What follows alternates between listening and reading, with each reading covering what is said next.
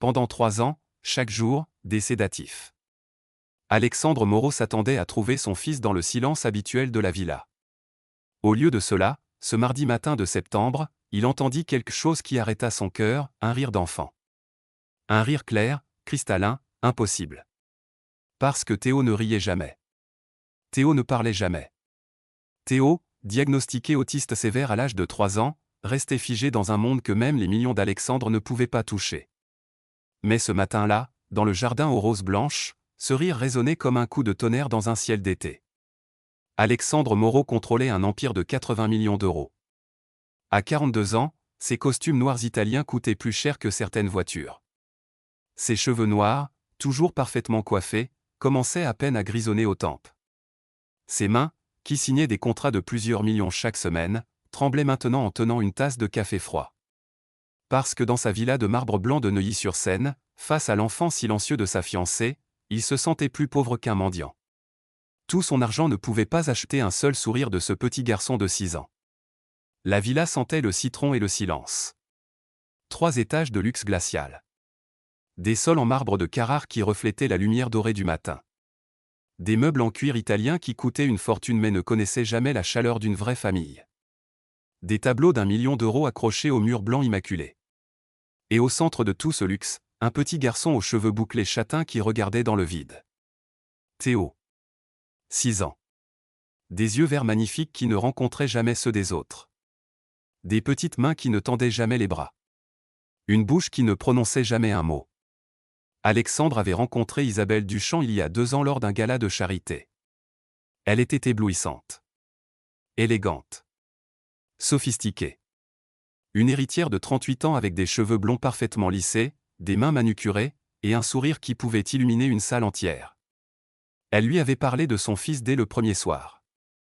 Théo est autiste, avait-elle dit, ses yeux bleus remplis de larmes soigneusement calculées. Autisme sévère. Diagnostiqué par 15 spécialistes différents. Il ne parle pas. Il ne regarde personne. Il vit dans son propre monde. Alexandre avait senti son cœur se serrer. Il n'avait jamais eu d'enfant. Son premier mariage s'était effondré sous le poids de son travail. Mais quand il avait vu Isabelle tenant la main de ce petit garçon silencieux, quelque chose en lui s'était réveillé. Un désir de protéger. De sauver. D'être le père que cet enfant n'avait jamais eu. Je vais l'aimer comme mon propre fils, avait-il promis à Isabelle 6 mois plus tard, quand il lui avait offert une bague de fiançailles en diamant de 5 carats. Mais pendant 18 mois, rien n'avait changé. Théo restait figé.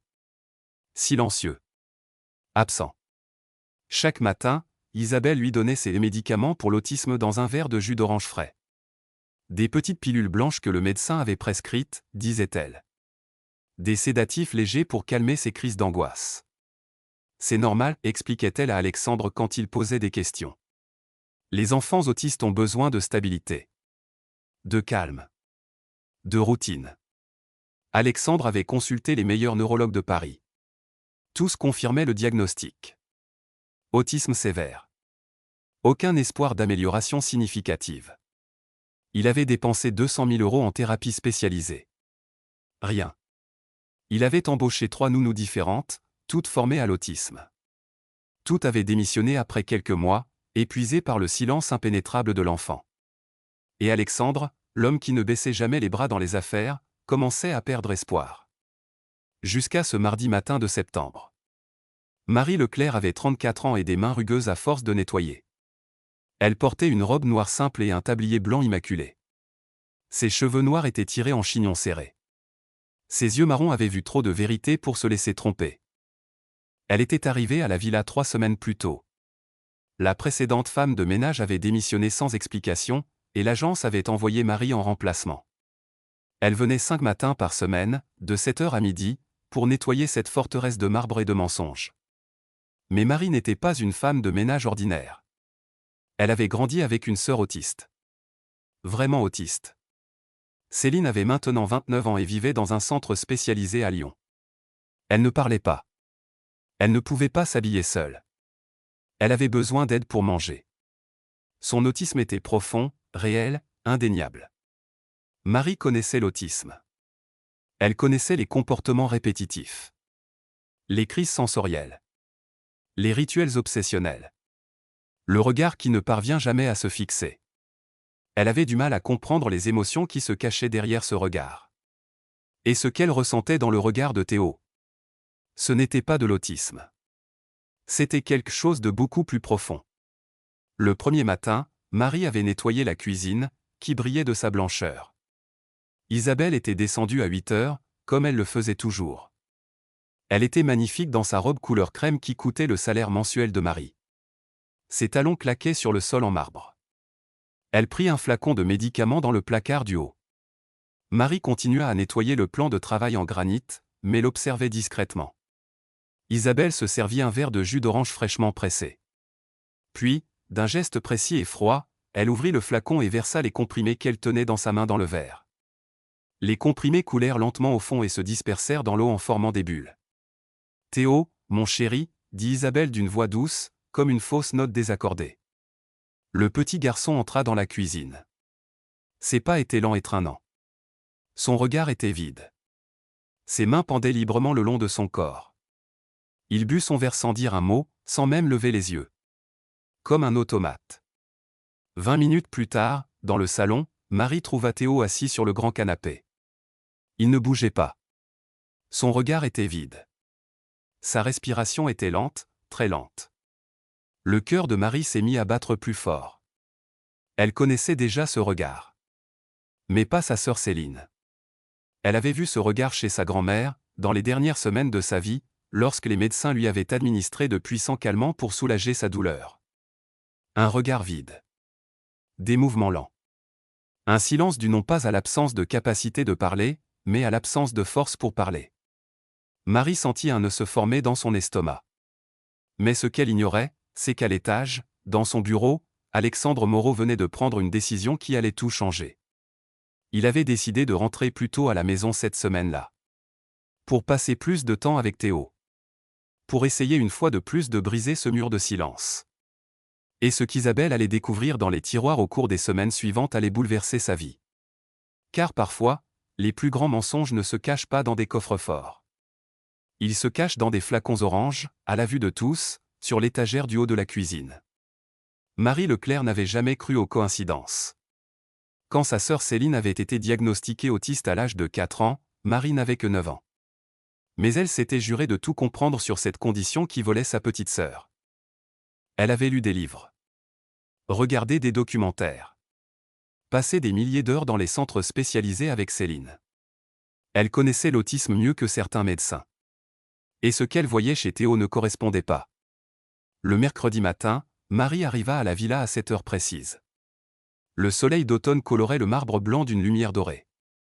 L'air sentait les roses du jardin et quelque chose de plus subtil, une odeur chimique qu'elle ne parvenait pas à identifier. Isabelle était déjà dans la cuisine, préparant le petit déjeuner de Théo. « Bonjour Marie » dit-elle sans lever les yeux, ses doigts manucurés coupant des fraises avec une précision chirurgicale. « Bonjour Madame Duchamp » répondit Marie en enfilant son tablier blanc. Le flacon orange brillait sur l'étagère haute. Marie fit semblant de ranger des assiettes, mais ses yeux restaient fixés sur Isabelle. Même rituel que la veille. Jus d'orange frais. 2 pilules blanches. Dissolution lente dans le liquide doré. Mais cette fois, Marie remarqua quelque chose qu'elle avait manqué la première fois. La main d'Isabelle tremblait légèrement en ouvrant le flacon. Pas de nervosité. Pas de peur. De culpabilité. Marie connaissait ce tremblement. Elle l'avait vu dans ses propres mains quand elle avait menti à sa mère, adolescente, sur ses notes à l'école. Théo entra dans la cuisine. Ses petits pieds traînaient sur le sol de marbre. Ses cheveux bouclés tombaient devant ses yeux verts magnifiques qui ne regardaient rien. Il but le jus d'orange. Lentement. Mécaniquement. Et Marie vit quelque chose qui lui glaça le sang. Pendant une fraction de seconde, avant que le liquide ne touche ses lèvres, les yeux de Théo se levèrent vers sa mère. Ce n'était pas le regard d'un enfant autiste incapable de connexion émotionnelle. C'était le regard d'un enfant qui avait peur. Marie attendit qu'Isabelle parte pour sa séance de yoga à 9 heures. La porte d'entrée massive se referma avec un bruit sourd. Le moteur de la Mercedes grise ronronna puis s'éloigna dans l'allée bordée de cyprès. Silence. Marie posa son chiffon et se dirigea vers le salon. Théo était assis sur le canapé blanc, dans sa position habituelle. Immobile. Le regard vide. Sa respiration était lente, trop lente pour un enfant de 6 ans en bonne santé. Marie s'approcha doucement. « Bonjour Théo, dit-elle d'une voix douce. Aucune réaction. Elle s'assit à côté de lui, à une distance respectueuse. Pas trop proche pour ne pas l'effrayer. Pas trop loin pour ne pas sembler distante. Tu sais, continua Marie, j'ai une sœur qui s'appelle Céline. Elle est autiste. Vraiment autiste. Le mot vraiment resta suspendu dans l'air comme une accusation. Marie observa. Chez les enfants autistes, certains mots déclenchaient parfois des réactions minimes. Un battement de paupières. Un léger mouvement de tête. Mais Théo ne réagissait pas comme Céline. Céline aurait peut-être eu un mouvement de recul face à une nouvelle voix. Ou elle aurait continué ses balancements répétitifs. Ou elle aurait fredonné son bruit habituel. Théo ne faisait rien de tout cela. Il restait juste, éteint. Comme quelqu'un sous sédatif. Marie sentit son cœur battre plus fort. Elle passa les 2 heures suivantes à nettoyer, mais son esprit travaillait à pleine vitesse. Les pièces du puzzle ne s'assemblaient pas. Les enfants autistes sévères avaient des routines rigides. Théo n'en avait aucune visible. Les enfants autistes sévères avaient souvent des sensibilités sensorielles. Théo ne réagissait à aucun stimulus. Les enfants autistes sévères avaient des comportements répétitifs. Théo restait juste, immobile. Ce n'était pas l'autisme. C'était l'absence. L'absence de tout. Comme si quelqu'un avait éteint un interrupteur dans le cerveau de cet enfant. Marie nettoyait la chambre de Théo quand elle remarqua les photos sur la commode en bois clair.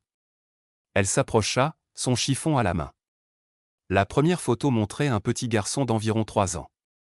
Des cheveux bouclés identiques à ceux de Théo. Mais ce petit garçon souriait. Un sourire immense, contagieux. Ses yeux verts brillaient de vie. Marie prit la photo. Ses mains tremblaient. Au dos, une écriture élégante, Théo, 3 ans, parc de Bagatelle, avril 2022. La deuxième photo montrait le même enfant, légèrement plus âgé. Il courait. Ses bras étaient tendus comme des ailes. Son visage exprimait une joie pure. Théo, 3 ans et demi, vacances en Bretagne, août 2022. Marie sentit l'air se coincer dans sa gorge. Cet enfant riait. Courait. Jouait. Cet enfant n'était pas autiste. Pas à 3 ans. Pas à 3 ans et demi. Alors qu'est-ce qui s'était passé? À midi, quand Alexandre Moreau est rentré à la maison pour déjeuner, Marie était en train de préparer une salade dans la cuisine. C'était la première fois qu'il était aussi proche d'elle. Il était grand. Son costume noir sur mesure lui donnait une allure imposante. Ses cheveux étaient soigneusement coiffés. Ses yeux gris reflétaient la fatigue de centaines de décisions difficiles. Mais alors que Théo regardait toujours le salon d'un air indifférent, Marie remarqua quelque chose de différent dans son regard. De la douleur. Du désespoir. L'amour désespéré qu'il portait à un enfant qu'il ne pouvait atteindre. « Bonjour », dit-il simplement. « Bonjour, monsieur Moreau », répondit Marie. Elle s'approcha de Théo. Elle s'agenouilla devant lui et posa ses petites mains dans les siennes. « Théo, mon chéri. Ton père est là. » Père. Ce mot résonna dans l'esprit de Marie. Cet homme n'était même pas le père biologique de Théo. Mais il l'appelait papa, avec une tendresse douloureuse. Théo ne réagit pas. Alexandre soupira. Il se leva. Ses épaules s'affaissèrent légèrement. Marie ne put se retenir. « Monsieur Moreau », dit-elle d'une voix douce. L'homme se tourna vers elle. « Oui ?» Marie s'inquiéta. Le chiffon qu'elle tenait dans ses mains se tendit. Devait-elle tout raconter? Devait-elle se taire? Elle n'était qu'une domestique. De quel droit pouvait-elle remettre en question la décision claire de 15 médecins? Mais quand elle pensait à l'enfant heureux qui courait les bras ouverts sur les photos. Depuis combien de temps Théo est-il, comme ça, demanda-t-elle. Alexandre fit mine d'être surpris par la question. Il y a 3 ans, alors qu'il avait exactement 3 ans, on lui a diagnostiqué un autisme sévère. Pourquoi cette question? 3 ans. Le temps qu'il fallait pour que les photos d'un enfant joyeux perdent leur éclat. Marie sentit un frisson lui parcourir l'échine. Et, avant? Insista-t-elle. Comment était-il avant? Le visage d'Alexandre changea. La douleur en lui s'intensifia. Je ne le connaissais pas avant. Je connais Isabelle depuis 2 ans. Théo était déjà, comme ça. Il fit une pause. Mais Isabelle m'a montré des images. Des photos. Avant le diagnostic, Théo était normal. Il riait. Il courait. Il parlait. Puis, en une nuit, tout a basculé. Les médecins pensent qu'il s'agit d'une régression autistique. Que ce n'est pas permanent. Marie secoua lentement la tête. Oui, il y avait eu des régressions autistiques. Mais pas comme ça. Ça n'aurait pas été aussi soudain. Ça n'aurait pas été aussi complet. Ce soir-là, Marie rentra dans son petit appartement de Montreuil. Elle n'arrivait pas à dormir. Elle pensait à Théo. À son regard vide. Aux pilules indéfinissables jetées dans son jus d'orange. À 2 heures du matin, elle alluma son ordinateur et fit des recherches. Effet des tranquillisants sur les enfants. Médicaments imitant l'autisme. Enfant normal devenant soudainement autiste. Les résultats apparurent lentement à l'écran. Et ce qu'elle lui la fit pleurer. Certains tranquillisants, administrés régulièrement à un enfant, pouvaient provoquer des symptômes presque identiques à ceux d'un autisme sévère. Ralentissement des capacités motrices. Absence de réactions émotionnelles. Absence de parole. Froideur. Un enfant normal pouvait se transformer en fantôme. Si les médicaments étaient arrêtés, cette situation pouvait être inversée. Si elle se prolongeait pendant des années, elle devenait irréversible. Marie ferma les yeux. 3 ans. Théo prenait ses médicaments depuis 3 ans. Mais ce qu'elle ne savait pas, c'était qu'au même moment, dans la villa de marbre blanc, Isabelle Duchamp se tenait devant le miroir de sa salle de bain. Elle tenait le flacon orange dans sa main tremblante. Elle pensait à Robert, son premier mari. Le père biologique de Théo. Mort dans un accident de voiture il y a 4 ans. Elle pensait à l'héritage qu'il avait laissé. 5 millions d'euros. Pour Théo. Bloqué jusqu'à ses 18 ans. Sauf si Théo était déclaré inapte. Alors, elle, sa mère, aurait le contrôle total de l'argent. Elle pensait aussi à Alexandre. À ses 80 millions. À la vie qu'elle méritait. Une vie sans les cris d'un enfant. Sans les responsabilités. Sans les complications. Un enfant silencieux était tellement plus facile à gérer. Un enfant silencieux ne posait pas de questions. Un enfant silencieux ne racontait pas de secrets. Isabelle ouvrit le flacon et compta les pilules restantes. Encore 3 mois de stock. Elle sourit à son reflet. Personne ne saurait jamais. Le vendredi matin, Marie prit une décision. Elle allait tester sa théorie. Isabelle avait un rendez-vous chez le coiffeur à 10 heures. Elle serait absente pendant au moins 2 heures. Alexandre était en réunion à la Défense jusqu'à 14 heures. Marie serait seule avec Théo. Elle arriva à la villa à 7 heures, comme d'habitude. Observa le rituel du matin. Le jus d'orange. Les 2 pilules blanches. Le regard vide de Théo qui buvait le poison doré. À 10h05, la Mercedes d'Isabelle disparut au bout de l'allée. Marie attendit 10 minutes. Pour être sûre. Puis elle se dirigea vers le salon. Théo était assis sur le canapé. Immobile. Ses petites mains posées sur ses genoux. Ses yeux verts fixaient le vide. Marie s'agenouilla devant lui. Théo, murmura-t-elle. Je sais que tu es là. Quelque part. Derrière ce brouillard. Elle prit doucement sa main. La main de Théo était froide. Molle. Sans vie. Mais Marie sentit quelque chose. Un minuscule mouvement. Un frémissement presque imperceptible des doigts. Son cœur s'accéléra. Je vais te chanter une chanson, dit-elle. Une chanson que je chantais à ma sœur. Marie commença à fredonner. Une vieille berceuse française. Douce. Apaisante. Au clair de la lune, mon ami Pierrot. Rien. Théo ne bougeait pas. Marie continua. Sa voix remplissait le salon de marbre. Elle fredonnait en caressant doucement la main de Théo. Prête-moi ta plume, pour écrire un mot. Et alors? Le miracle arriva. Petit. Presque invisible. Mais réel. Le coin de la bouche de Théo trembla. Pas un sourire. Pas encore. Mais un mouvement. Une tentative. Marie sentit les larmes lui monter aux yeux. Tu es là, chuchota Théo. Je le savais. Les jours suivants, Marie continua son expérience. Chaque matin, elle attendait qu'Isabelle parte. Puis elle passait du temps avec Théo. Elle lui parlait. Lui chantait. Lui racontait des histoires. Et lentement, très lentement, elle commença à voir des changements. Le lundi, Théo cligna des yeux quand elle lui toucha la main. Le mardi, ses doigts se refermèrent légèrement autour des siens. Le mercredi, il tourna la tête d'1 millimètre quand elle prononça son nom. C'était infime. Presque rien. Mais pour Marie, c'était tout. Parce que les enfants vraiment autistes sévères comme Céline ne changeaient pas ainsi. Pas si vite. Pas avec de simples chansons. Ce qui signifiait que Théo n'était pas autiste. Il était juste prisonnier. Puis vint le jeudi. Le jeudi où tout bascula. Isabelle avait un déjeuner avec ses amis à Versailles. Elle partirait à 11h et ne reviendrait qu'à 16h. 5 heures. 5 heures pendant lesquelles l'effet des pilules du matin commencerait à s'estomper. Marie savait que c'était risqué. Si Isabelle découvrait ce qu'elle faisait. Mais quand elle pensa à ce petit garçon emprisonné dans son propre corps, elle n'eut plus peur. À 11h15, la villa était silencieuse. Marie prépara un goûter. Des fraises fraîches. Des biscuits au chocolat. Du jus de pomme naturel. Pas d'orange. Jamais d'orange. Elle s'assit à côté de Théo dans le jardin.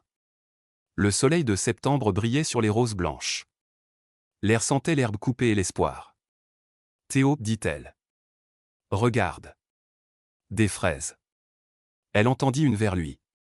Théo ne réagit pas. Marie approcha la fraise de sa bouche. Doucement. Sans forcer. Et alors, pour la première fois, Théo ouvrit la bouche. Il mangea la fraise. Marie sentit son cœur exploser de joie. Encore, demanda-t-elle. Elle tendit une autre fraise. Théo ouvrit la bouche.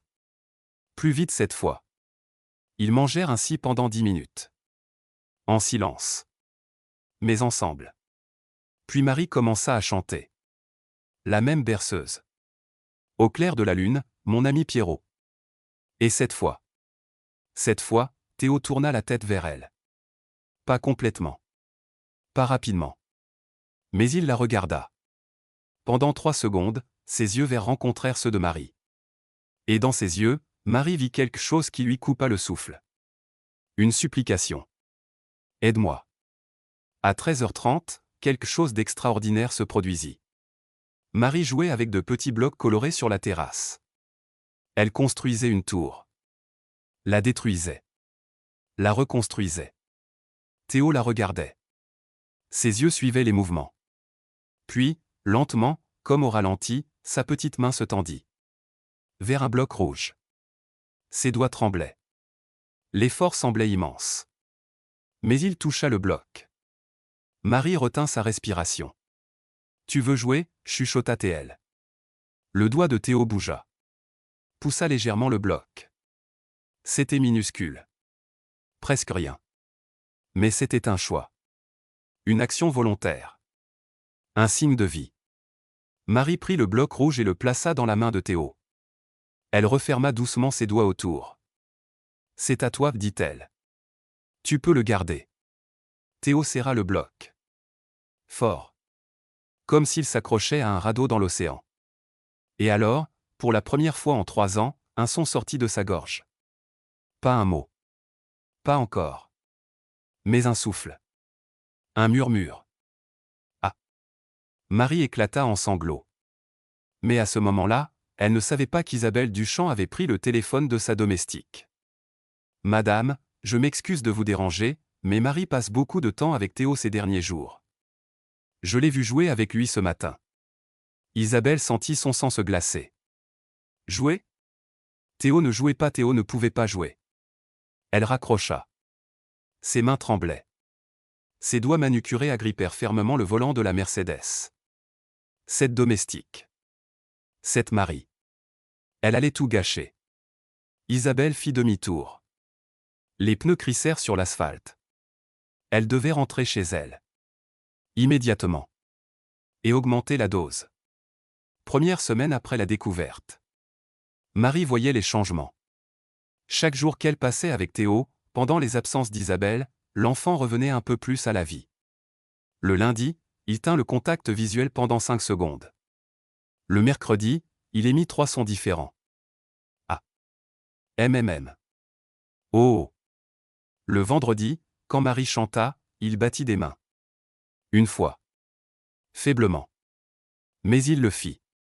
Marie documentait tout dans un petit carnet qu'elle cachait dans son sac. Heure. Réaction. Progrès. Elle savait qu'elle aurait besoin de preuves. Deuxième semaine. Théo commença à suivre Marie du regard quand elle se déplaçait dans la pièce. Il sourit. Un vrai sourire. Petit, fragile, mais réel. Quand Marie lui tendit un biscuit, il leva sa main pour le prendre. Lentement. Ses doigts tremblaient encore à cause des résidus de médicaments dans son système. Mais il le fit seul. Alexandre remarqua quelque chose lors d'un dîner. Isabelle, dit-il, j'ai l'impression que Théo est plus présent ces derniers temps. Non. Isabelle faillit lâcher son verre de vin. Présent? Non, mon chéri. C'est toujours pareil. Tu vois ce que tu veux voir. Mais ses yeux disaient autre chose. Panique.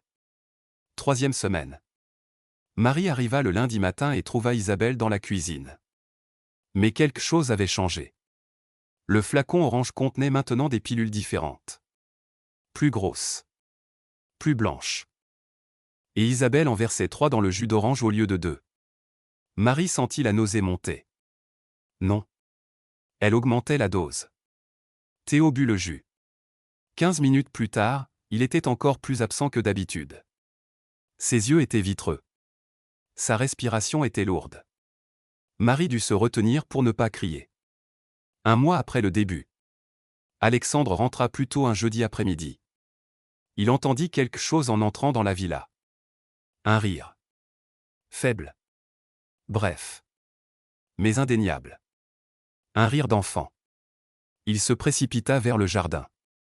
Marie était assise dans l'herbe avec Théo. Elle faisait des grimaces. Et Théo? Théo souriait. Ses yeux brillaient. Ses mains bougeaient. Alexandre se figea. Le souffle coupé. Qu'est-ce que? Murmura-t-il. Marie se retourna. Son visage pâlit. Monsieur Moreau, je. Mais Alexandre ne l'écoutait pas. Il s'approcha lentement, comme s'il avait peur que le moindre mouvement brusque ne brise la magie. Théo, dit-il d'une voix tremblante. Théo tourna la tête vers lui. Et pour la première fois depuis qu'Alexandre le connaissait, l'enfant le regarda. Vraiment. Alexandre sentit ses jambes faiblir. Il s'agenouilla dans l'herbe. Mon Dieu, chuchota Théil. Qu'est-ce qui se passe? Marie prit une grande inspiration. C'était le moment. Monsieur Moreau, je dois vous parler de quelque chose. Quelque chose d'important. Mais avant qu'elle ne puisse continuer, la porte d'entrée claqua. Isabelle. Elle traversa la villa comme une tornade. Ses talons martelaient le marbre. Quand elle vit la scène dans le jardin, son visage se transforma. Alexandre? Que fais-tu à la maison? Sa voix était trop aiguë. Trop contrôlée. Alexandre se releva. Isabelle, viens voir. Théo, il a souri. Il m'a regardé. Marie était en train de. Marie coupa Isabelle, ses yeux bleus se fixant sur la femme de ménage comme des lames de glace, n'est pas payée pour jouer avec Théo. Elle est payée pour nettoyer. Le ton était glacial. Marie sentit un frisson parcourir sa colonne vertébrale. Je nettoyais le jardin et rentrer nettoyer la cuisine. Maintenant. Ce n'était pas une demande. Alexandre fronça les sourcils. Isabelle, qu'est-ce qui te prend? Marie faisait simplement. Les médecins ont été très clairs, l'interrompit Isabelle. Théo a besoin de structure. De calme. Trop de stimulation peut déclencher des crises. Marie ne connaît rien à l'autisme. Elle se tourna vers Théo et lui prit la main brusquement. « Viens mon chéri. C'est l'heure de ton goûter. » Alexandre remarqua quelque chose qu'il n'avait jamais vu auparavant. Théo s'est retiré. Légèrement. Presque imperceptiblement. Mais il s'est retiré. Il s'est éloigné d'Isabelle. 2 mois après le début. Isabelle a de nouveau augmenté la dose. Cette fois, elle lui donnait 4 comprimés. Tous les matins. Sans faute. Théo s'est de nouveau enfoncé dans un profond silence. Les petits progrès qu'il avait faits s'estompaient. Il redevenait apathique. Marie était désespérée. Chaque jour, elle cherchait à parler à Théo. Elle essayait de le ramener à lui-même. Mais les effets des médicaments étaient trop forts. L'enfant était trop engourdi pour réagir. Un soir, Marie est restée après son travail. Elle est montée dans la chambre d'Isabelle et a attendu qu'elle s'habille. Elle est entrée dans le bureau d'Alexandre, au rez-de-chaussée. Alexandre était assis à côté du bureau en bois de mahogany. Ses cheveux noirs étaient en bataille. Ses yeux gris portaient les traces de milliers d'enregistrements. « Monsieur Moreau » dit Marie d'une voix douce. Alexandre leva la tête, surpris. « Marie ? Tu es encore là ? Je dois vous parler d'une chose. » À propos de Théo. Alexandre se redressa. Que s'est-il passé ? Marie ferma la porte. Ses mains tremblaient. « Monsieur, je pense que Théo n'est pas autiste. » Un silence pesant s'installa. Alexandre la regarda. Il n'en croyait pas ses oreilles. « Quoi ? J'ai une sœur autiste. Elle est vraiment autiste. Théo, ce n'est pas pareil. Ses réactions. Son comportement. Rien ne correspond. Marie, 15 médecins ont confirmé le diagnostic. Je sais. Mais, avez-vous fait des recherches sur les médicaments que prend Théo ?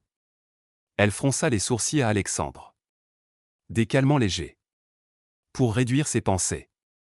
Prescrit par son neurologue. Vous en êtes sûr ?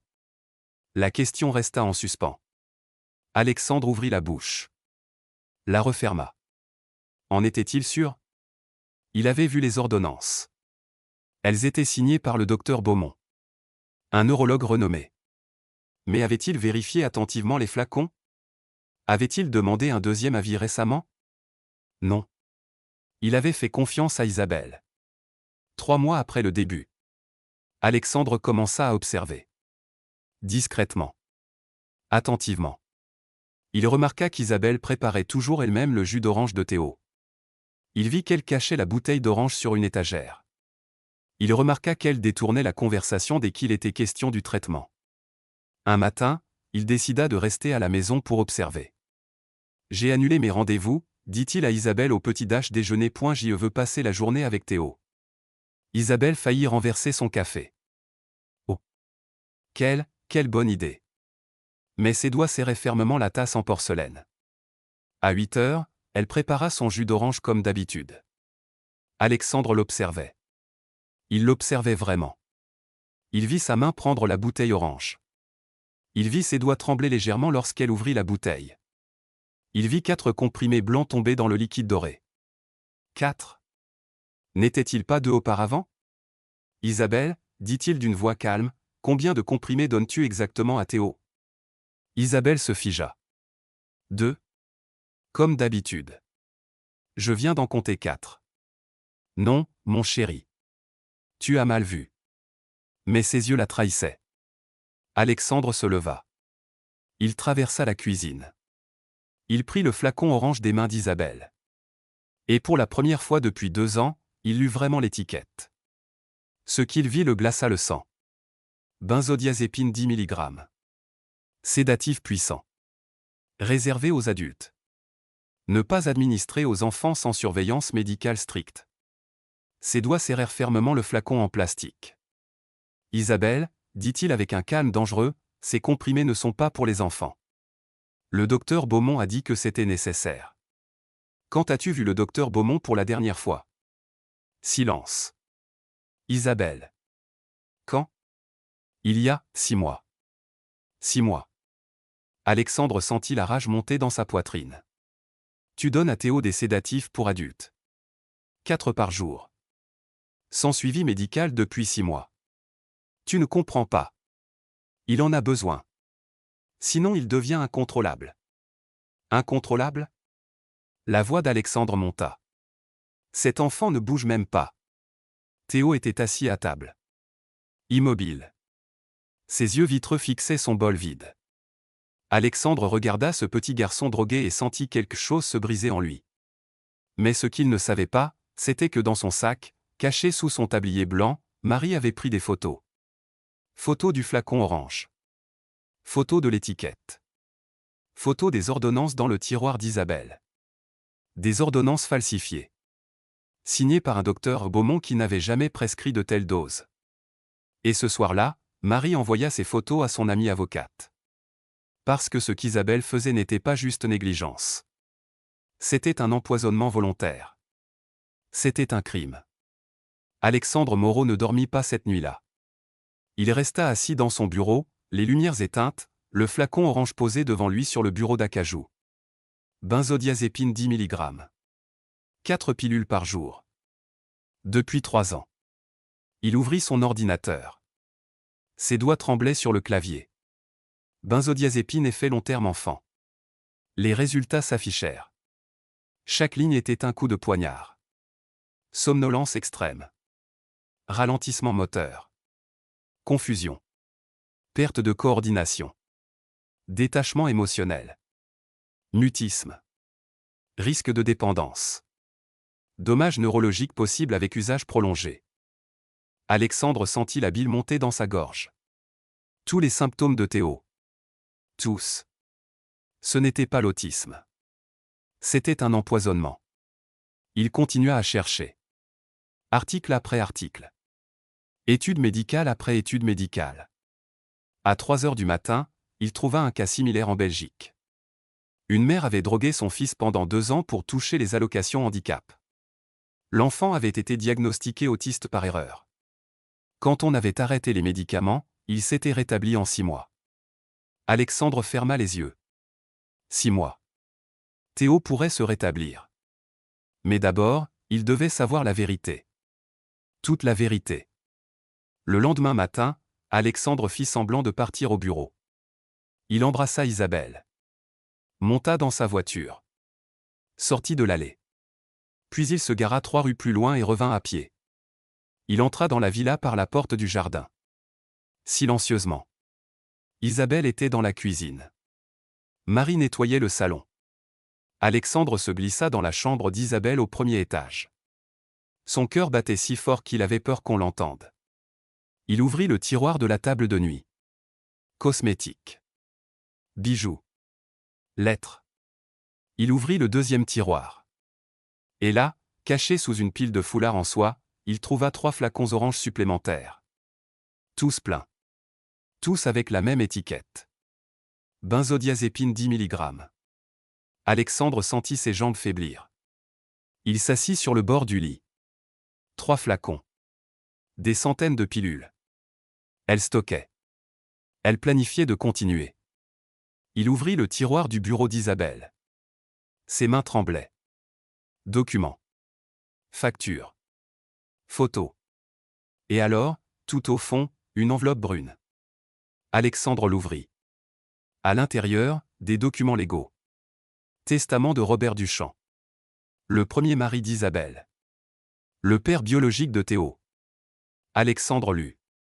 En cas de décès, je lègue 5 millions d'euros à mon fils Théo Duchamp. Somme accessible à ses 18 ans, sauf en cas d'incapacité mentale permanente, auquel cas le contrôle revient à sa mère, Isabelle Duchamp, en tant que tutrice légale. 5 millions. Alexandre continua à lire. Certificat médical. Daté d'il y a 2 ans et demi. Théo Duchamp, 4 ans, diagnostiqué autisme sévère. Incapacité mentale permanente confirmée. Nécessite tutelle à vie. Signé par le docteur Beaumont. Alexandre prit son téléphone. Appela le cabinet du docteur Beaumont. Bonjour, cabinet du docteur Beaumont, que puis-je pour vous? Bonjour, je suis Alexandre Moreau. Ma belle famille est patiente chez vous. Théo Duchamp. Un silence. Un instant s'il vous plaît. 2 minutes passèrent. Monsieur Moreau? Je vérifie nos dossiers. Nous n'avons aucun patient nommé Théo Duchamp. Le sol sembla se dérober sous les pieds d'Alexandre. Vous êtes sûr? Absolument. Le docteur Beaumont n'a jamais suivi d'enfant portant ce nom. Alexandre raccrocha. Ses mains tremblaient violemment. Les ordonnances étaient fausses. Le diagnostic était faux. Tout était faux. Isabelle n'avait jamais emmené Théo chez un neurologue. Elle avait falsifié les documents. Drogué son propre fils. Pour l'argent. Pour 5 millions d'euros. Alexandre redescendit les escaliers. Lentement. Chaque marche était une éternité. Il entra dans la cuisine. Isabelle était là, élégante dans son tailleur beige. Elle versait le jus d'orange du matin. Sa main atteignait le flacon orange. « Arrête, dit Alexandre. » Sa voix était calme. Trop calme. Isabelle se retourna. Sourit. « Alexandre? Je pensais que tu étais parti au bureau. » J'ai dit, arrête. Le sourire d'Isabelle vacilla. Alexandre traversa la cuisine. Arracha le flacon de ses mains. Alexandre, qu'est-ce que? J'ai appelé le docteur Beaumont. Le visage d'Isabelle pâlit. Il n'a jamais vu Théo. Jamais. Tu as falsifié les ordonnances. Non, J'ai trouvé les flacons dans ta chambre. 3. Cachés. C'est pour avoir du stock, les pharmacies parfois. J'ai lu le testament de Robert. Silence. Un silence absolu. Isabelle recula d'un pas. Alexandre, laisse-moi t'expliquer. 5 millions, dit Alexandre, sa voix tremblant de rage contenue. 5 millions que tu contrôles si Théo est déclaré inapte. Ce n'est pas ce que tu crois. Alors délaisse-moi, hurla Alexandre. Le flacon orange tomba de sa main. Les pilules blanches roulèrent sur le sol de marbre comme des larmes de poison. Isabelle recula encore. Ses talons claquèrent contre le mur. Tu as drogué ton propre fils, dit Alexandre. Pendant 3 ans. Pour l'argent. Pour le contrôle. Pour ta petite vie parfaite sans complications. Il pleurait tout le temps, cria Isabelle. Il était difficile. Exigeant. Je ne pouvais pas, je ne voulais pas. Alors tu as décidé de le transformer en zombie. Les larmes coulaient maintenant sur le visage d'Isabelle. Mais ce n'étaient pas des larmes de remords. C'étaient des larmes de peur. Parce qu'elle venait de réaliser qu'elle avait perdu. Alexandre, s'il te plaît. Je peux arrêter. On peut diminuer progressivement. Personne n'a besoin de savoir. Alexandre la regarda. Cette femme qu'il avait aimée. Cette femme qu'il avait voulu épouser. Cette femme qui avait empoisonné un enfant innocent pendant 1000 jours. Sors, dit-il. Quoi? Sors de cette maison. Maintenant. Alexandre, sois raisonnable. Sors. Sa voix résonna dans toute la villa. Marie apparut dans l'embrasure de la porte. Ses yeux étaient remplis de larmes. Théo était assis dans le salon. Immobile. Inconscient de la tempête qui faisait rage autour de lui. Isabelle regarda Alexandre. Puis Marie. Puis Théo. Tu vas le regretter, dit-elle froidement. Sans les médicaments, il va devenir incontrôlable. Il va avoir des crises. Tu verras. Tu me supplieras de revenir. Si tu n'es pas parti dans 10 minutes, répondit Alexandre, j'appelle la police. Et je leur montre les ordonnances falsifiées. Et les flacons cachés. Et les documents sur l'héritage. Isabelle pâlit. Elle monta à l'étage. On entendit des tiroirs s'ouvrir. Des portes claquer. 15 minutes plus tard, la Mercedes grise disparut au bout de l'allée. Pour toujours. Alexandre s'effondra sur le canapé. Ses mains tremblaient. Ses jambes ne le portaient plus. Marie s'approcha doucement. Monsieur Moreau. Vous saviez, dit-il. Depuis le début. Je me doutais. Mais je n'avais pas de preuves. Alexandre regarda Théo. Le petit garçon était assis là, les yeux vides, le corps mou. 3 ans de poison dans son système. Qu'est-ce que je fais maintenant, murmura Alexandre. On arrête les médicaments, dit Marie fermement. Et on attend. Et s'il ne revient pas? Si les dommages sont permanents? Marie posa sa main sur l'épaule d'Alexandre. Il va revenir. Je l'ai vu. Quand Isabelle n'était pas là, j'ai vu l'enfant qu'il est vraiment. Il est là. Il attend juste que le brouillard se lève. Alexandre ferma les yeux. Et pour la première fois depuis des années, il pria. Mais ce qu'ils ne savaient ni l'un ni l'autre, c'était que les prochains jours seraient les plus difficiles de leur vie. Parce que quand on arrête brutalement des benzodiazépines après 3 ans d'usage quotidien, le corps se rebelle. Les symptômes de sevrage allaient être terrifiants. Tremblement. Sueur. Confusion. Agitation. Et pour un moment, avant que Théo ne puisse renaître, il allait d'abord devoir traverser l'enfer. Les premières 24 heures sans médicaments furent un cauchemar. Alexandre avait appelé un vrai médecin. Docteur Laurent, un toxicologue spécialisé dans le sevrage médicamenteux. Il était venu d'urgence à la villa. Avait examiné Théo. Avait lu les étiquettes des flacons. Son visage s'était décomposé. 3 ans, avait-il murmuré. Mon Dieu. Cet enfant a reçu des doses d'adultes pendant 3 ans. Oui, avait répondu Alexandre, sa voix brisée. Le docteur. Laurent avait fermé les yeux. Monsieur Moreau, je dois être honnête avec vous. Le sevrage va être extrêmement difficile. Avec des doses aussi élevées, sur une si longue période, le système nerveux de Théo est complètement dépendant. Arrêter brutalement pourrait provoquer des convulsions. Alexandre avait senti son cœur s'arrêter. Alors qu'est-ce qu'on fait? On diminue progressivement. Très progressivement. Sur plusieurs semaines. Et on surveille. Constamment. Le premier jour, Théo sembla relativement stable.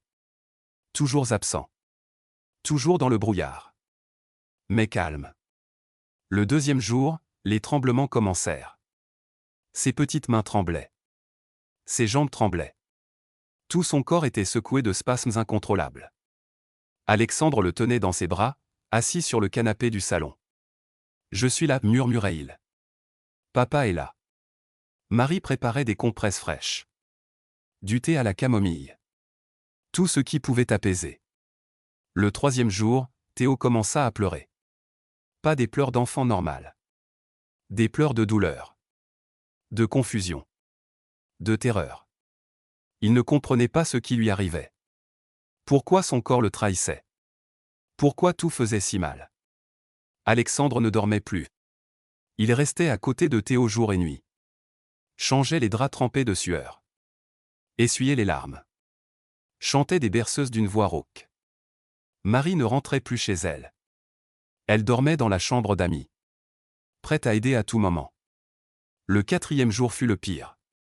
Théo eut une crise d'angoisse si violente qu'Alexandre dut appeler une ambulance. À l'hôpital, les médecins posèrent des questions. Beaucoup de questions. Alexandre leur dit tout. Les médicaments. Isabelle. Les 3 ans. Les ordonnances falsifiées. Une assistante sociale fut appelée. Puis la police. Monsieur Moreau, dit l'inspecteur Rousseau, un homme au visage grave, ce que vous décrivez constitue un empoisonnement volontaire. Une mise en danger de la vie d'autrui. Nous devons retrouver Madame Duchamp. Faites ce que vous devez faire, répondit Alexandre. Moi, je dois sauver cet enfant. Une semaine passa. Puis 2. Lentement, très lentement, les symptômes de sevrage s'atténuèrent. Les tremblements diminuèrent. Les pleurs s'espacèrent. Et quelque chose de miraculeux commença à se produire. Théo commença à s'éveiller. Vraiment. La première fois qu'Alexandre vit ses yeux verts briller avec une vraie conscience, il éclata en sanglots. Théo? Tu m'entends? L'enfant tourna la tête. Lentement. Ses yeux rencontrèrent ceux d'Alexandre. Et il hocha la tête. Un petit hochement. À peine visible. Mais réel. Mon Dieu, chuchota Alexandre. Tu es là. Tu es vraiment là. 3 semaines après le départ d'Isabelle, la police la retrouva. Elle s'était réfugiée chez sa mère à Monaco. Quand les policiers monégasques l'arrêtèrent, elle nia tout. C'est ridicule. Alexandre est fou. Théo est autiste. J'ai les certificats médicaux. Des certificats falsifiés, Madame Duchamp. C'est faux. Mais quand ils fouillèrent sa chambre d'hôtel, ils trouvèrent 2 flacons orange dans son sac à main. Elle les avait emportés avec elle. Au cas où. Le procureur de Paris ouvrit une enquête officielle. Chef d'accusation, empoisonnement avec préméditation. Abus sur mineur. Falsification de documents médicaux. Fraude à l'héritage. Isabelle risquait 15 ans de prison. Après avoir quitté le lait, Alexandre a reçu la visite de Madame Beaufort, assistante sociale. Elle voulait voir Théo. Pour évaluer la situation. Pour déterminer s'il était en sécurité avec Alexandre. Alexandre l'a emmené dans le jardin. Théo était assis sur l'herbe. Marie lui montrait les fleurs. Elle leur donnait leur nom. Et Théo? Théo écoutait. Ses yeux suivaient les gestes de Marie. Quand Marie lui montra la rose blanche, il tourna la tête. Ses lèvres bougeaient, il essayait de dire quelque chose. Ro. Rose, l'encouragea Marie. Tu peux le dire. Ce. Le mot sortit. Faible. Hésitant. Mais c'était un mot. Un vrai mot. Madame Beaufort resta figée. Madame Duchamp m'avait dit que cet enfant était extrêmement autiste. Incapable de parler. Incapable d'établir des liens. Madame Duchamp, dit Alexandre d'une voix froide, elle a menti sur beaucoup de choses.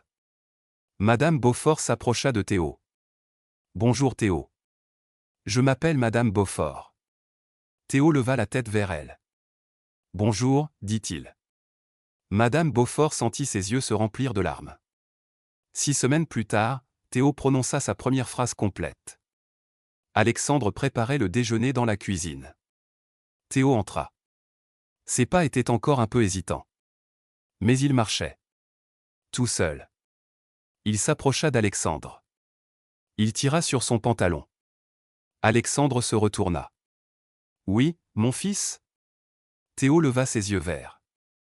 Des yeux qui brillaient désormais de vie et d'intelligence. Et il dit: Papa, j'ai faim. 3 mots. 3 mots simples. Mais Alexandre sentit tout son monde s'écrouler. Il s'assit par terre. Il serra Théo très fort dans ses bras. Comme s'il ne le laisserait plus jamais seul. Ton papa est là, sanglota Théo. Ton papa est là et ton papa t'achètera tout ce que tu veux. Marie, qui les observait depuis le salon, essuya ses larmes sur son tablier blanc. 2 mois après le départ d'Isabelle, le docteur Laurent revint pour une dernière évaluation. Il examina Théo pendant des heures. Il testa ses réflexes. Sa coordination. Sa capacité à communiquer. Sa capacité à comprendre. Quand il eut terminé, il regarda Alexandre. Monsieur Moreau, cet enfant n'a jamais été malade.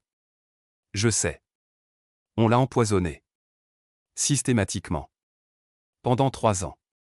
À des doses qui auraient pu le tuer. Alexandre serra les poings. Qu'il ait survécu, poursuivit le docteur Laurent, et qu'il se soit si bien rétabli, c'est un miracle. Un véritable miracle. Alors, va-t-il guérir complètement? Le docteur Laurent hésita. Il pourrait y avoir des séquelles. Des difficultés de concentration. Des problèmes de mémoire à court terme. Mais avec le temps, la thérapie, l'amour, oui. Je pense qu'il pourra mener une vie normale. Alexandre ferma les yeux. Merci. Merci. Merci. Mais tard dans la nuit, alors que Théo dormait paisiblement dans son lit, Alexandre s'assit dans le jardin avec Marie. Les étoiles brillaient au-dessus de la villa. L'air était imprégné du parfum des roses et d'un nouveau départ.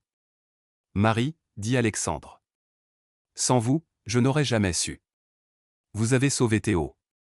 Marie secoua la tête. Non, monsieur. C'est vous qui l'avez sauvé. Vous avez choisi de dire la vérité plutôt que de garder le silence sur ce qui s'était passé. Je voudrais vous faire une proposition. Un emploi permanent. Pas comme domestique.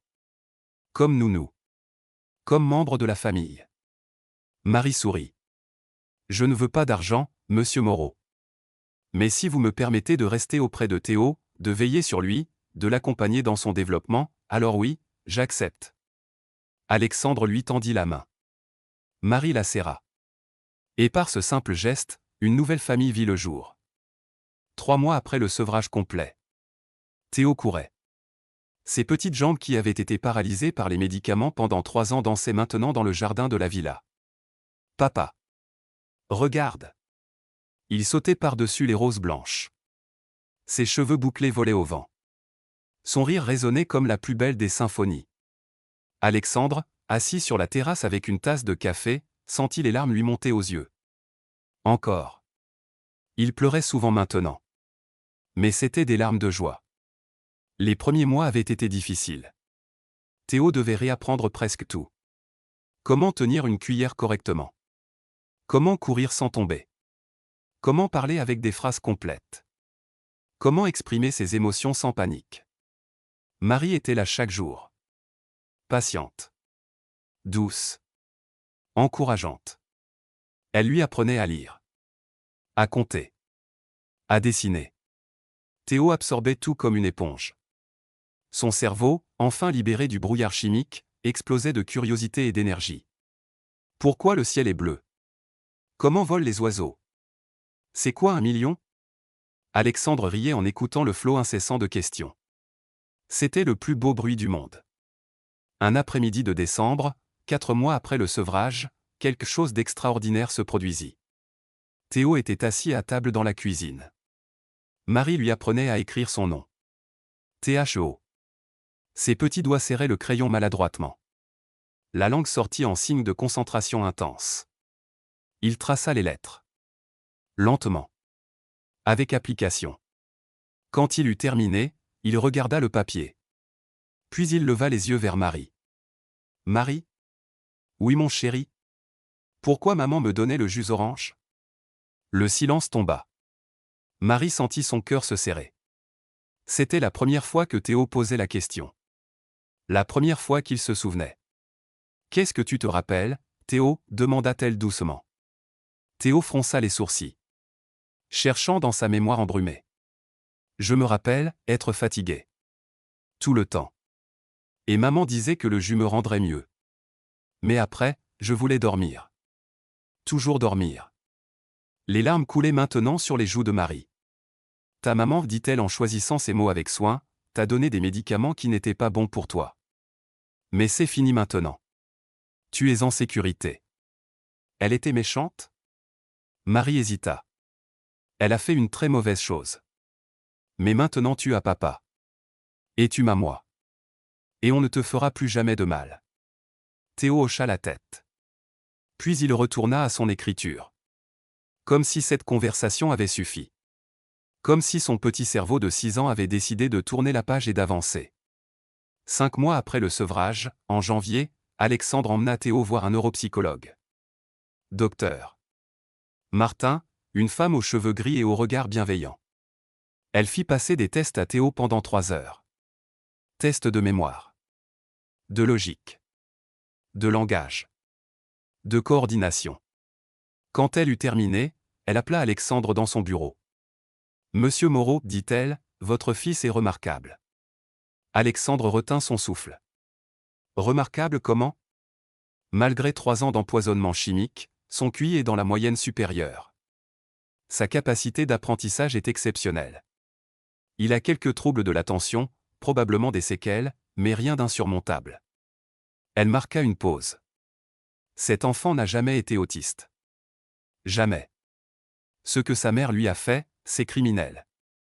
Mais le fait qu'il se rétablisse aussi bien, c'est un miracle de résilience. Alexandre sentit un poids énorme se soulever de sa poitrine. Alors il pourra aller à l'école? Avoir une vie normale? Absolument. Avec du soutien, de l'amour, et peut-être quelques séances d'orthophonie pour rattraper le retard de langage, Théo peut tout faire. 6 mois après le sevrage, Théo prononça les mots qu'Alexandre attendait depuis si longtemps. C'était un dimanche matin. Le soleil de février brillait à travers les fenêtres de la villa. Alexandre préparait des crêpes. Théo était assis au comptoir, balançant ses jambes. Papa? Oui mon grand. Je t'aime. Alexandre lâcha la poêle. Il se retourna. Théo le regardait. Ses yeux verts brillaient de sincérité absolue. Je t'aime, papa. Merci de m'avoir sauvé. Alexandre traversa la cuisine en 2 enjambées. Prit Théo dans ses bras. Le souleva. Le serra contre lui. Je t'aime aussi, sanglota Théil. Je t'aime plus que tout au monde. Théo passa ses petits bras autour du cou d'Alexandre. Tu es mon vrai papa. Pas juste un papa de cœur. Mon vrai papa. Alexandre pleura. Marie, qui observait depuis le salon, pleura aussi. Parce que ce moment était la preuve vivante qu'un enfant volé pouvait être retrouvé.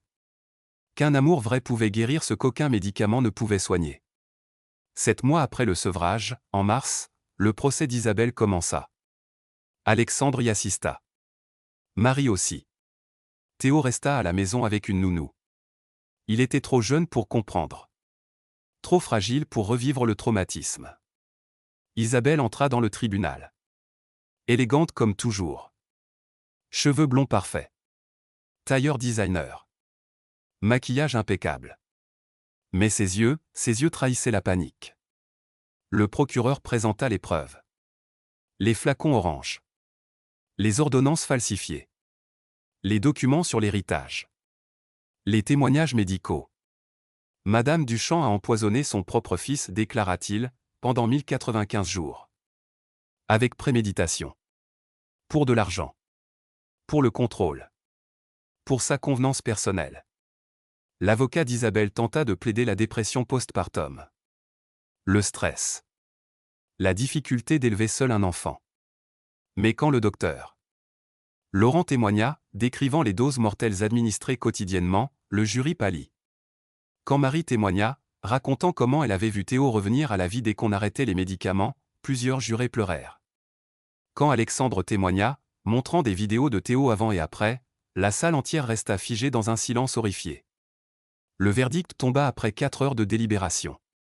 Coupable. Sur tous les chefs d'accusation. 15 ans de prison. Perte de tous les droits parentaux. Interdiction de contact avec Théo jusqu'à sa majorité. Quand le juge prononça la sentence, Isabelle s'effondra. Alexandre ne ressentit aucune pitié. Il pensa seulement à Théo. À son fils. Enfin en sécurité. 8 mois après le sevrage, Alexandre organisa une fête. Pas pour un anniversaire. Pas pour une occasion spéciale. Juste pour célébrer la vie. La villa était remplie de ballons. De gâteaux. De rires. Le docteur Laurent était là. Madame Beaufort aussi. Les amis d'Alexandre. Les voisins. Et au centre de tout, Théo. Il jouait avec d'autres enfants. Criait. Riait. Courait. Un enfant normal. Un enfant vivant. Marie regardait depuis la terrasse. Alexandre vint se tenir à côté d'elle. Vous savez, dit-il doucement, je vous dois tout. Non, répondit Marie. Vous vous devez tout. Vous avez choisi de voir la vérité. Beaucoup d'hommes auraient fermé les yeux. Alexandre hocha la tête. Puis il prit une décision. Marie, je veux adopter Théo. Légalement. Officiellement. Je veux qu'il porte mon nom. Marie sourit.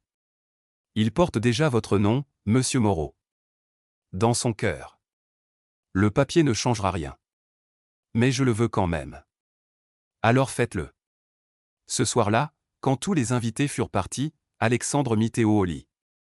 Il lui lut une histoire. Embrassa son front. Éteignit la lumière. Papa, murmura Théo dans l'obscurité. Oui. Tu resteras toujours ? Alexandre sentit sa gorge se serrer. Toujours mon grand. Je ne partirai jamais. Promis ? Promis. Théo ferma les yeux. Quelques minutes plus tard, sa respiration devint régulière. Il dormait paisiblement. Sans cauchemar. Sans poison. Sans peur. Alexandre resta assis au bord du lit pendant 1 heure. Regardant cet enfant qu'il avait sauvé. Cet enfant qu'il avait sauvé en retour. 1 an plus tard. Septembre 2025. Théo Moreau au Carouy, l'adoption était finalisée et entra dans sa nouvelle école. 7 ans. Un cartable rouge sur le dos. Des chaussures neuves qui brillaient au soleil. Il se retourna vers Alexandre, debout près de la grille. « Papa, tu viens me chercher après ?» Promis mon grand. À 16h30. Pile. D'accord. Théo sourit. Ce sourire immense qui illuminait son visage. Puis il courut rejoindre les autres enfants. Alexandre resta figé, regardant son fils jouer. Rire. Vivre. 1 an. 1 an depuis le sevrage complet. 1 an depuis qu'il avait découvert la vérité. Et voilà Théo. Normal. Heureux. Libre. Marie s'approcha. Elle portait toujours sa robe noire et son tablier blanc. Mais elle n'était plus la femme de ménage. Elle était la gouvernante. La tutrice. La deuxième maman de Théo. Et la meilleure amie d'Alexandre. « Il va bien s'en sortir, dit-elle doucement. « Je sais, répondit Alexandre. Mais j'ai quand même peur. C'est normal. Vous êtes son père. Alexandre sourit. Oui. Il était son père. Pas par le sang. Mais par le choix. Par l'amour. Par 1000 nuits blanches à essuyer les larmes du sevrage. Par 1000 jours à réapprendre à vivre ensemble. 6 mois plus tard. Mars 2026. La villa avait changé. Les murs blancs étaient maintenant couverts de dessins colorés de Théo. Le salon de marbre froid résonnait maintenant de rire et de musique. Les chambres vides étaient devenues des espaces de vie. De jeu. De bonheur. Alexandre avait réduit ses heures de travail. Il rentrait chaque jour à 17h. Sans exception. Parce que l'argent ne valait rien comparé au rire de son fils. Marie vivait maintenant dans une aile de la villa. Sa propre suite. Sa propre famille. Car c'était ce qu'ils étaient devenus. Une famille. Pas conventionnelle. Pas traditionnelle. Mais réelle. Un matin de printemps, Alexandre reçut un appel. « Monsieur Moreau ? Ici le directeur de l'école Saint-Michel. » Le cœur d'Alexandre se serra. « Oui. Tout va bien ? » « Oh oui. Très bien. Je vous appelle parce que Théo a remporté le concours de dessin de l'école. » Alexandre sentit son cœur exploser de fierté. « Vraiment ? Son dessin s'appelle « Et ma famille ». C'est magnifique. Très émouvant. Nous aimerions l'exposer lors de la journée portes ouvertes. Bien sûr. Merci de m'appeler. Alexandre raccrocha. Courut jusqu'à l'école. Dans le hall, sur un panneau d'affichage, il vit le dessin de Théo. 3 personnes. Un grand homme en costume noir. Cheveux noirs. Sourire immense. Une femme en robe noire avec un tablier blanc. Cheveux noirs attachés. Main tendue. Un petit garçon au milieu. Tenant leurs mains. Et au-dessus, écrit en lettres maladroites mais pleines d'amour. Ma famille qui m'a sauvé. Alexandre pleura. Debout dans ce couloir d'école. Entouré d'autres parents qui le regardaient avec curiosité. Il pleura de joie pure. 2 ans après le sevrage. Septembre 2026. Alexandre et Marie organisèrent une conférence. Au centre médical de Paris. Le sujet, diagnostic erroné de l'autisme, comment des médicaments peuvent imiter les symptômes. Plus de 300 médecins assistèrent. Alexandre raconta l'histoire de Théo. Sans honte. Sans retenue. Il montra les photos. Les vidéos. Les documents médicaux. Pendant 3 ans, dit-il, sa voix amplifiée dans l'auditorium, j'ai cru que mon fils était autiste. 15 médecins l'ont confirmé. Mais aucun n'a vérifié les médicaments qu'il prenait. Un silence absolu régnait dans la salle. Je ne dis pas que l'autisme n'existe pas. Il existe. Ma gouvernante a une sœur vraiment autiste. Mais je dis que nous devons vérifier. Toujours vérifier. Avant de condamner un enfant à une vie de silence. Les applaudissements éclatèrent. Après la conférence, 12 médecins s'approchèrent. Monsieur Moreau, nous avons des cas similaires dans nos cabinets. Des enfants diagnostiqués autistes mais, quelque chose ne correspond pas, pourriez-vous nous aider ? Alexandre regarda Marie. Elle hocha la tête. Oui, répondit Alexandre.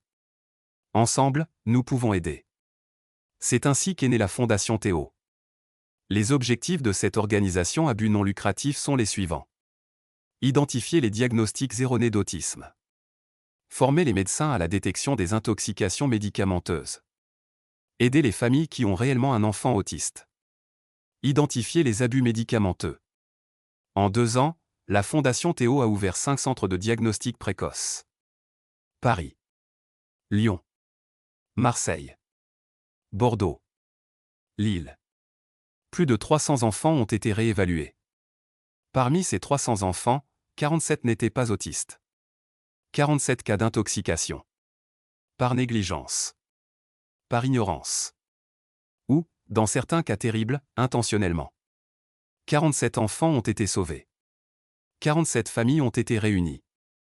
Les journaux ont qualifié Alexandre de père qui refuse d'abandonner. Des magazines ont publié son histoire. Les chaînes de télévision l'ont invité à participer à des émissions. Mais Alexandre a toujours refusé. Cette histoire ne m'appartient pas, disait-il. C'est l'histoire de Théo. Et il est encore trop jeune pour être exposé. 3 ans après son sevrage. Février 2027. Théo avait désormais 9 ans. C'était un élève brillant. Il avait beaucoup d'amis. Il aimait le dessin et le football. Un soir, il s'est assis avec Alexandre dans le jardin.